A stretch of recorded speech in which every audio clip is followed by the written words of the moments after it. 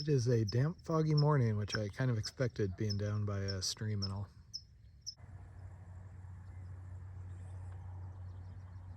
Just finishing up my second cup of coffee. I can't really afford any more water to drink a third this morning. I'm obviously not that worried about being found here because otherwise I would have been out while it was still dark. So I've owned a couple of MSR drums over the years, usually the red lighter one or the black heavier one, but they tend to have a bit of a plasticky taste. So when my last red one started leaking, I decided to get this one for Condor Trail, and this. It's working okay so far. It doesn't seem to have as much of a taste. Unfortunately, the nozzles don't work quite as well. When you undo this, it doesn't fit into a bottle anymore, so I kind of got to be careful filling. So I did briefly hear voices last night, and then this morning I had two sets of trail runners pass me, but nobody bothered me. And I'm pretty sure 95 times out of 100 they won't, but I still prefer to be a little less visible than I was last night. So this particular area does have a couple of waterfalls. Probably would have been a little more impressive if I was here yesterday after the big rain. So when I'm trying to find a place to camp in areas like this, my best tool, assuming I have internet, is Google Maps, because they put really high-res satellite on there, and so you can see things which are likely to be clearings or flat patches of ground. Unfortunately, Caltopo app or Gaia, the satellite layers seem to download at a lower resolution, so they work, but sometimes what I thought was a clearing is actually like a rock outcropping or something. And in general, I try and follow the general guidelines of, arrive late, either right around dark or after dark. Watch my lights, especially if I'm visible from houses or roads off in the distance. Try very hard not to be visible from houses or roads.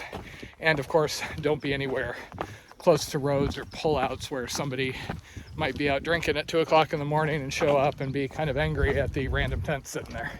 Because that's the majority of the issues I've either come across or heard of. And then it's just a matter of finding a place where I'm not on vegetation, or at the very least I'm on like weed grass like in Florida that nobody cares about. And obviously I pack out all my trash and make sure I don't leave a trace. Unfortunately, I think a lot of the no camping enforcement comes because people come out, do this sort of thing, but they leave a bunch of trash, or they have a campfire. On the PCT in 2020, we were in the middle of a major fire season in Northern California, fires popping up all over. And I saw people setting up campfires basically a quarter of a mile behind the big sign set out right in the middle of the trail saying, "Please no fires, high trail danger." In the last 2 years and 8,000 some miles, I had a campfire once while I was through hiking, and that's because it was a shelter and somebody else came to meet me and set it up for me. Most of the time it's just not worth the hassle. I'm gonna hike until it's dark anyway, and I don't have the energy to start the fire, enjoy the fire, and more importantly, put out the fire, even if it is in an area where it's legal and safe to do. And don't get me wrong, I love sitting around a campfire as much as anybody. More than most people, I would say. However, it's just not worth the fire risk. Not to mention, I spend a lot of time up in the Sierra, at altitude. And once you get above the fire line where they start putting restrictions on, the reason why they have restrictions is that, hour or two campfire is going to burn hundreds of years of wood potentially, because everything grows so slowly up there. So there are these rather nice signs out here along the way, but you pretty much can't follow the trail just using those. It has a bad habit of dumping you out on a road or something similar, giving no indication of which way you need to go to pick the trail back up.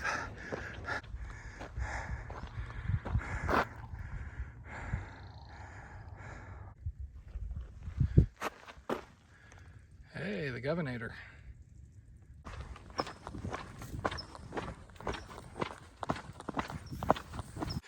You know what? I've got enough water, but I've also got a filter on my back. And I could always use more to drink when it's warm out. Shame I didn't make it another 2.5 miles last night. It's kind of nice and even more remote back here.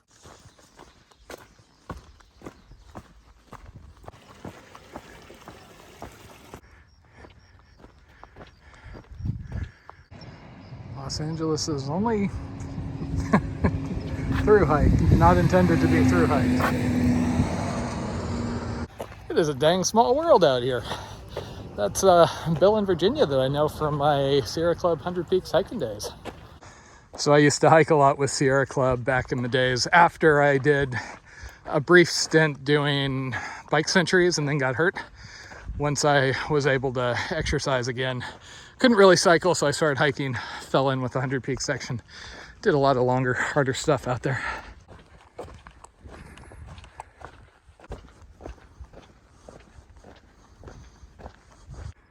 Hey there, buddy.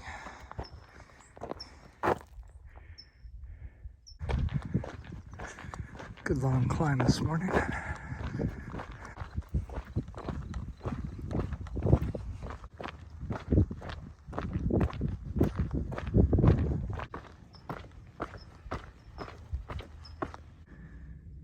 Good to be back out west. That's Sandstone Peak up there, and that's my water cache right down there.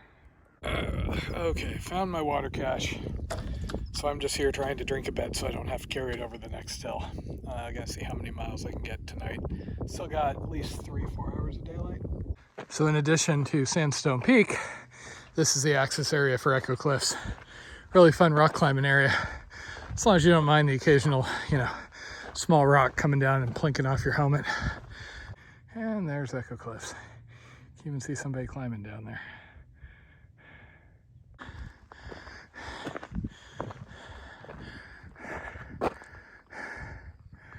So I've already done this peak and it's kind of rough going up, so I wasn't going to do it, but I kind of feel obligated.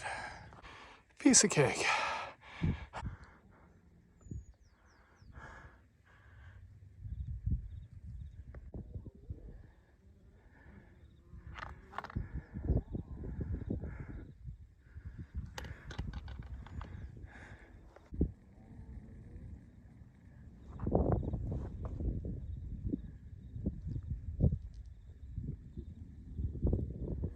So last time we tried to head out there to see if any of those spots were kind of flat. Didn't work out, so we ended up staying off the side of the trail down here. I've still got about an hour and a half of daylight, I think, so let's see if I can make it a bit further.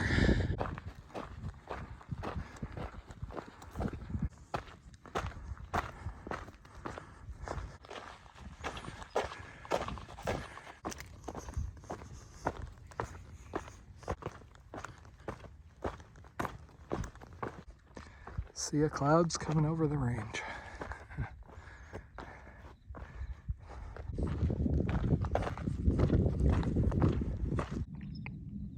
Okay, that means it's about time to find a camp.